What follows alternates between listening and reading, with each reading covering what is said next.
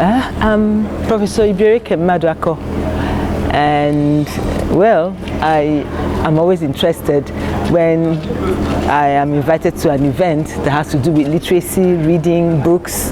Okay, so as I came in here, first of all, the place, looked so lively. Books are things that when you see lots of them in one place, it was so inspiring. So I had to go through to look at everything, and then when the event actually began, I was very intrigued. I don't know what to use, by T.J Benson, a young man. He was able to go through different experiences. He brought in different experiences, just darting from one thing to the other, and he was able to exercise control over what he was writing. He was like somebody with a mission. He was like somebody, he had a message to give, and he was able to weave characters, bring out activities, bring out experiences and events, to be able to relate this message.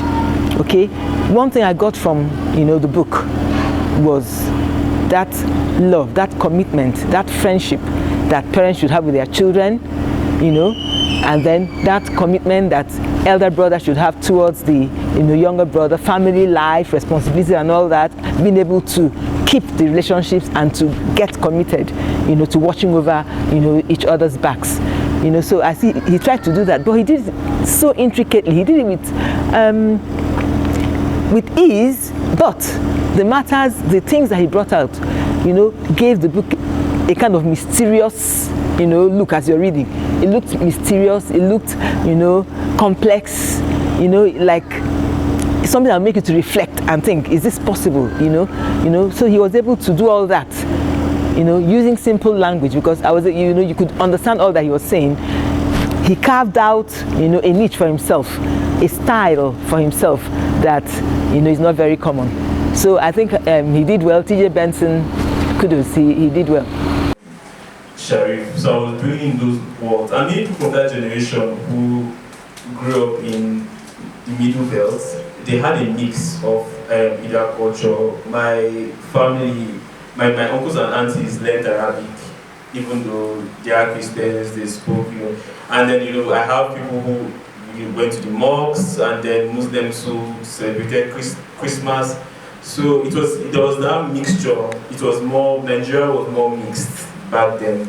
So I was trying to localize that mixture in one person. So the pastor soldier things was just the childhood dream. I guess that's just it. So you may have sprinkled the parts of yourself. Okay, so yeah. How did you start writing? Like, can you give us a brief? The madhouse or my writing generally? Generally. Okay. My parents were, yeah, maybe, I don't want to say it's like madhouse parents, that is Sharif and sweet people, but they had a very unconventional life. My father was a site engineer, and he was a sculptor because he did fine arts in school. And my mom was a teacher, and then she did illustration in her spare time, and then she also designed clothes. So I grew up around a lot of books, because both of them were obsessed with books, so we had like shelves everywhere of books and CDs. And I started from trying to, a child would carry like a very expensive book and carry crayon and start trying to underline. And my father had to start buying my own books. And my mom also was trying to get him to stop playing football with area boys. So she tried different things. She tried piano lessons, that didn't work. I felt music was boring, and I regret it in retrospect. I was a child. And then she now decided to give me one of her books, and I stayed in one corner the entire evening. So I had gradually started buying me more appropriate books, Ladybird books, fairy tales. And one day I read Snow White, and I felt like Snow White it ended weirdly for me, because someone like lying down in one place waiting for like so I wanted to write my own version, so I kept on nagging my father. You know how children nag their parents, and I kept on arguing with my father like this is not supposed to be like this, and then he got tired, and then one day he gave me a jotter with a red pen to write my own version, and it was a very huge deal because back then you didn't see a biro pen until you were in like primary 4, until they had to use pencils. And my father was giving me a red pen, not just a red kind of. So I felt very powerful being able to hold a red pen and then write my own story in my jotter. So that was how I started writing. Book review by T.J Benson, and was here in person to talk about his book. It was pretty interesting. The moderator did a very good job of asking him quite personal and revealing questions. Because it was here in person, it made it a lot more fun because he talked about the characters like they were really alive. In fact, the characters did come alive. And he was quite surprised sometimes at the characters he created, which made it a lot more fun. I haven't read the book myself, but I am leaving this conversation with a view to finishing the book and relating with those characters the same way he related with them. He has been able to use those characters to describe the society as he sees them and as he hopes they can be. It's a good spot and I recommend the book. Thank you. Aspire to. Yeah. I feel I won't use myself as an example, but I mean it was what I was seeing everywhere, and you begin to feel it. They're not. You don't see those homes in Nollywood, for example. That's not what you know. But this book is about the people that are pushed aside, or the people that are not paid attention to. Those are the people that I was very interested in. That weird person, that weird man, that weird woman, those demonic children that really wanted to go into and see what life is like from their perspective. So yeah, I feel like Nigeria is built on that structure of that at least that modern home, and I feel like a lot of it is also via colonialism, because before colonialism there were different kinds of homes, different kind of family structures. But now, there are certain places that you can't work if it is not one man, one woman. So there are some jobs you can't even get a rent. Like where I live in Kaduna, and you can't. Before you find rent as a single man, it's almost near impossible. So you have to be married. So you have to be married. And then you also have situations like in Lagos, women can't go and find houses. You have to bring someone to pretend to be your husband or something. So like the society says, this is what the family unit should be like. Certain job opportunities, it has to be according to this family. If you are divorced, if you are, it will actually, even lecturing, even at lecturers in our Nigerian university, some of them, they get that stigma. So it's an actual, yes, there's it's a societal structure what modern homes are like. But I feel I will agree with you on some level. I feel like if we go into our in quote model homes, there's something bending. There's always that something off in our families. When you visit your friends and you stay a long time with them, you realize that okay, the way these people are is a bit different from the way they are in church or the way you go. Yeah, I feel like we all have a very unique peculiarities. But when we step out of the house, we conform. But of course, if you have small children in the house, they'll always embarrass you. But yes. Okay, so it's a good thing that you talked about Nigeria, like you pointed out Nigeria in some way.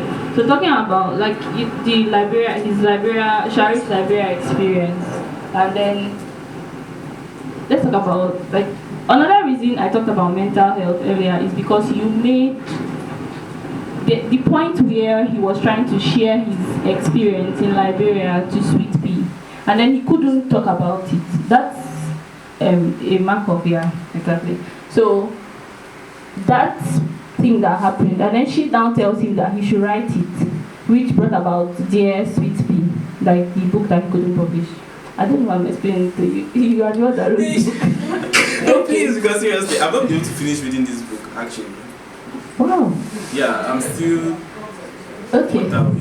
Okay. So it's good that you're reminding me of some of this. It's like so many things happen inside this book, I forget. Sometimes when I'm reading now and I come across something, I'm like, but TJ, you must say. Like, yeah. So it's good that you remind me of that. That's when the Nigerians say, well, okay, so you have the library experience where she now tells him, okay, like write out your experience, and she reads it. I love that. I love that she read it, but that's not what I'm going to like go to.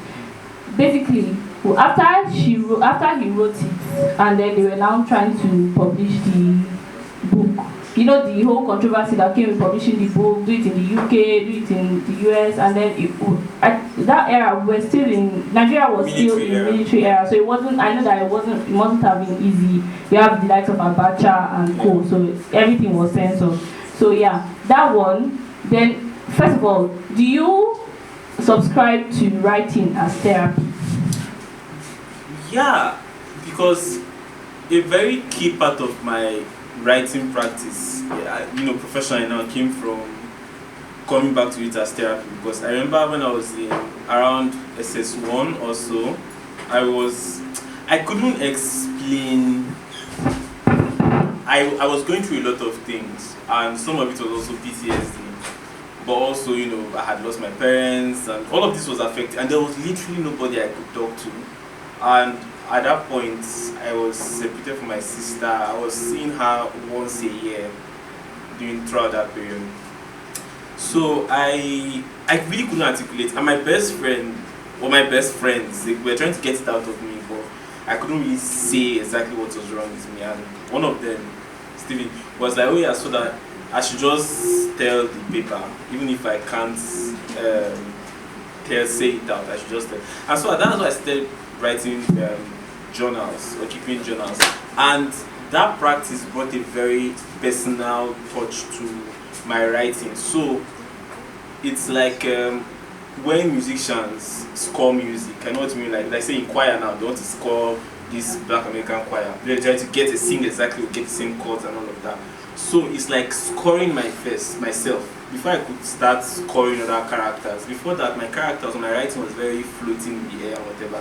But when I was able to start writing out from myself, I was not able to say, okay, so I've seen the map. I mapped myself. I was able to say, okay, so this is how my processes, this is how my mind works. I was not able to say, okay, let's imagine I am a woman. Let's imagine I am a child. Let me maintain that same personal touch that I used to write about myself. And that's where my writing practice now grew out of. So yes, writing, I feel writing can be therapy, but also it has to be, therapy is therapy, nothing substitutes therapy. Nothing can substitute medication, nothing can substitute. So even with the writing thing, I've had, colleagues or circles where, a friend wants to start writing about a trauma, like want to address a traumatic experience they went through, and then they'll have at least a number of us on speed dial. They'll have their food prepared, drugs ready, so that because when you are bringing it out, there are some things you return to the moment that traumatic event happened, and if you are alone, you feel trapped there, and so the symptoms, whatever you are going through, is going to come back. If it is the loss of breath, if it is the loss of appetite, if it is the constant panic attack, or it's going to come back to be as if you were right where it happened. So, but having lifelines or people you can talk to, or just distract you, or just to be in the vicinity where you are, they can sort of anchor you back into the world. And then also in professional practice, there are very, very professional questions that therapists will ask you to guide your rehashing of those events, so that, for example, you are not remembering an event as something, you taking responsibility, for example, for say rape, and you are like a 10-year-old child taking responsibility for a 20-year-old person that raped you, because you are always saying he was my favorite auntie or uncle or whatever.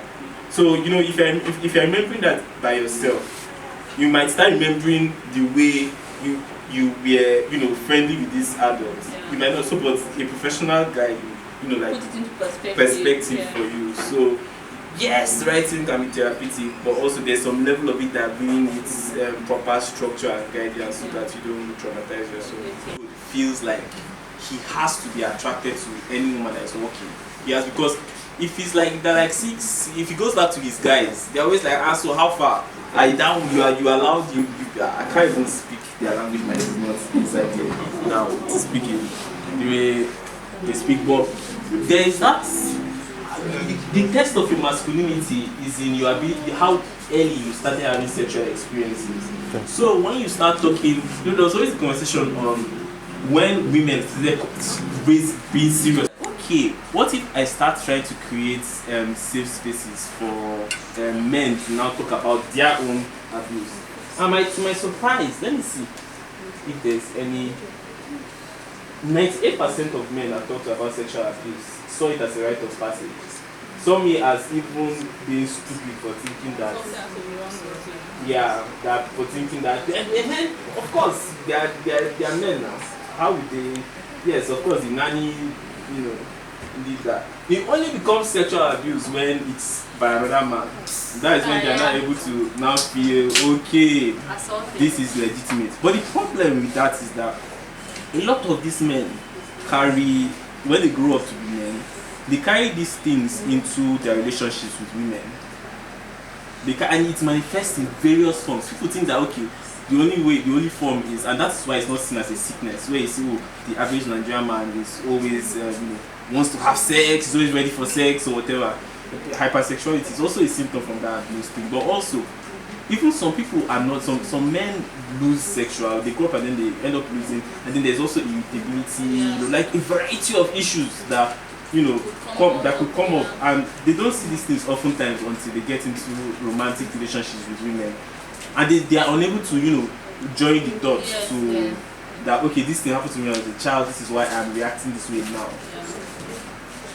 So it's until men are able to have safe spaces, until you can find a group of 5 men, 10 men that you can say, okay, actually I've been abused before, and nobody laughs at you or they take it seriously. Because the truth is that if we remove the whole gender role or that you're supposed to perform, even if you are standing in a queue as a man and pressing from the back, it will be, but something just tells your head, oh, you're a man, you have a place, you're supposed to, you're supposed to even enjoy it, you're supposed to even, so it's sort of, it now gets whacked. But there's really nobody that enjoys being touched just like that. Thank you for that. I've always had an issue with people like just being surprised that people don't like being just touched, which is why I shouted thank you. So yeah. Like, why is people behaving like as if they're an American film? I feel it's, I don't know. So, I know, yes, my parents were the exception, but it was actually real. But the older I grew, and even after that, what I started seeing elsewhere seemed to contradict my own upbringing. And unfortunately for me, is the word, because of the way how I was raised and what I saw from them, I grew up with a very romantic view of life, even though I was experienced with massive events, but they shaped my worldview the way they were. And also, so it wasn't just my parents, it was their circle of friends. So I was talking to the daughter of my mom's best friend recently, and she was telling me, because we were also talking about like how, like this, but when you went to school, like when you seeing other people's parents being like this, I found that it came from a lot of, it was often marriages that were forbidden that tend to do the whole love thing extremely. Because my parents were from different tribes and decided to go, you can marry something and then they wanted to elope, long story. And also, and then this family friend, their parents, one is a Christian, one is a Muslim, so they went that way. And she was telling me how even her first relationship, she was in a relationship that was toxic, but she didn't know it was toxic because all she has known is like, the way her parents were and everything. But it's when the person wanted to start like keeping record of her phone calls or wanting to create a joint account for her parents to send money to directly, because he is God says is the man of the relationship, and he's the head, so he's supposed to like moderate whatever is happening in the relationship. How can he lead her in marriage if he can't lead her in finances now? And then, so that was when things started getting weird for her, because she remembers her mother has her own separate accounts, and her mother is an individual. Her mother was working as her own person before she met her father. So I think this goes to say that the way children don't listen, no matter how. So that was when her eyes sort of like opened, and then she stepped out of it, and she told her mom. Her mother wanted to run mad, like that if she didn't go to this kind of thing, she wants to go through. But I think what I'm trying to say is that children, the thing that they say children don't listen to what we say, but they do what we do. It's very, very real. If there's no amount of this, my friend, my family friend, there's no amount of her mother telling her stay away from toxic boys or stay away from what. There's no amount of telling her that would do, because of the way she saw the way her parents were with themselves. That ended up shaping. So that was how she on her own. And also, unfortunately for me, I also end up seeing the world and even people via that very romantic lens that is not adding up to our economy or the state of our government, right? So when I was doing this Madhouse book, I was like, yes, I need to wake this up. I need to, because it's true. It's not everywhere, and that kind of love doesn't have to be American. What would it look like if it's here in our community? And so you have, they are very poor, but like they cut off that GP tank, half of it, so that they fill it with water, and then when afternoons are very, very hot, or even certain nights, they'll just gather inside and have the group bath. I had something similar, but that was before my older sister came and started everything. But I had something similar with my parents, but of course it was bats and music playing. But these are poor people, so I wanted to look like, okay, even poor people can be in love. They can find ways to show love to themselves. So intimacy was the crucial point of the Madhouse. I want people to read and find other small ways or other small intimacies in their lives, different kinds with their practices that the brothers had. Importantly, in fact, the focus was the father and son relationships that were in the book. I feel like there are intimacy, ways that parents can be intimate with their children, even as whether the children are going to be 20, 30, 40, their intimacy. My grandmother called me last week and reminded me that one of my uncles, the baby of her house, was it reminded me that it was his birthday. This person is like 37 now, but she knows that she's always going to be that person's mother, and she knows that yes, like when they hear from me, because I am her grandchild, I'm her daughter's son. This particular uncle will feel like it's his elder sister that is calling him or talking to him. So she actively looks for those points of intimacy to sort of like bring us together again. We can look for these things in our lives. What practices can we bring to show intimacy with each other? It can be anything.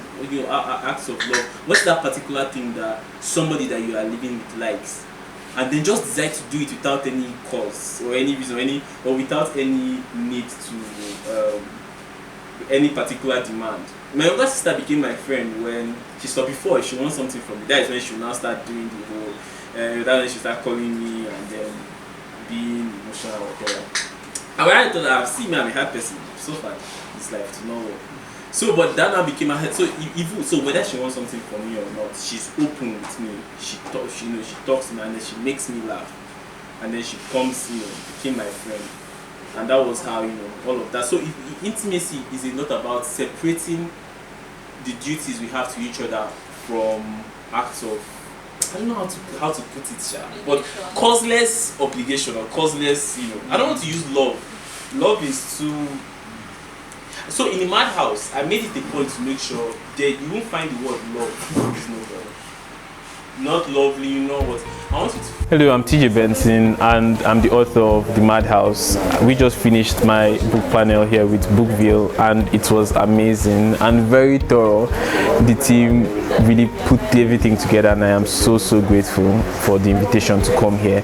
And for a week they've had a series of events featuring almost 8 other writers from across the world, both online and physical events. And it's been amazing to follow these sort of things and see that these sort of things are happening down here in Port Harcourt. I really hope that next year it's going to be even larger and evolve into a larger event. So thank you so much for having me.